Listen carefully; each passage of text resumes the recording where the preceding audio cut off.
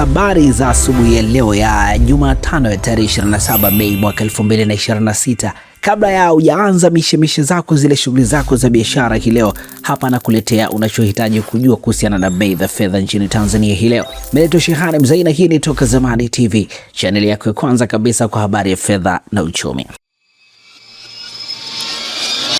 Tuanze kwa kuitazama dola ya Marekani. Leo asubuhi dola ya Marekani inanunuliwa kwa shilingi 2594.48 za Tanzania na kuuzwa kwa shilingi 2620.42, bei ya wastani ikiwa ni shilingi 2607.45.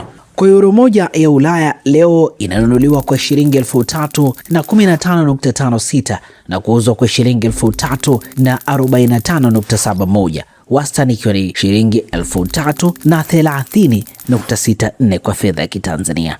Pound ya Uingereza yenyewe inanunuliwa kwa shilingi 3492.94 na kuuzwa kwa shilingi 3527.87.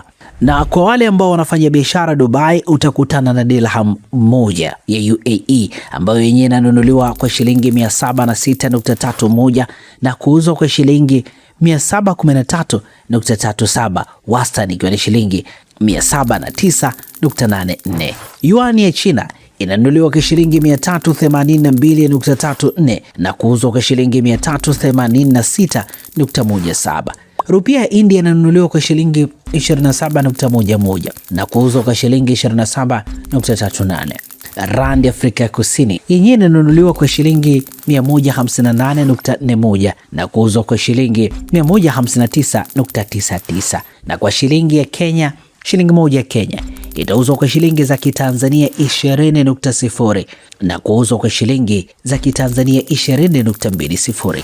Shilingi ya Uganda inanunuliwa kwa shilingi 0 na senti 99 na kuuzwa kwa shilingi 0 na senti 69 ya Tanzania. Franka ya Burundi inanunuliwa kwa shilingi 0 na senti 87 na kuuzwa kwa shilingi 0 na senti 88.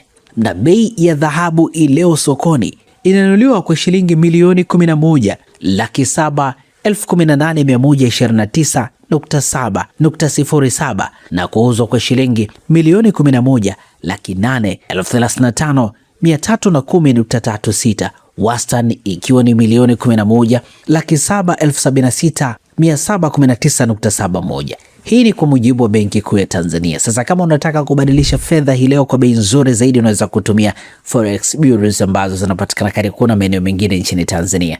Kwa kawaida hapa unaweza kupata faida kubwa zaidi ukilinganisha na yale mabadilishano ambayo yanafanyika benki. Usisahau kulinganisha bei angalau zaidi ya mara moja, ikiwezekana mara 2 au mara 3 kabla ya kufanya maamuzi ya kubadilisha kiasi kikubwa cha fedha. Hiyo ndio taarifa ya fedha hii leo Jumatano ya Mei 27 mwaka 2026. Kama umeipenda video hii na imekusaidia, bonyeza like, usisahau kushare kwa marafiki zako, wafanye biashara wenzako Lakini pia subscribe Toka Zamani TV, bonyeza alama ya kengele ili uweze kupata taarifa pindi tu tunapoweka habari mpya. Na ikumbukwe kila siku asubuhi takuletea taarifa kuhusiana na gharama za ubadilishaji wa fedha kwa fedha ya Tanzania. Una swali lolote kuhusu masuala ya fedha, andika kwenye comment hapo chini, utapata majawabu mazuri kabisa. Asante na kwaheri.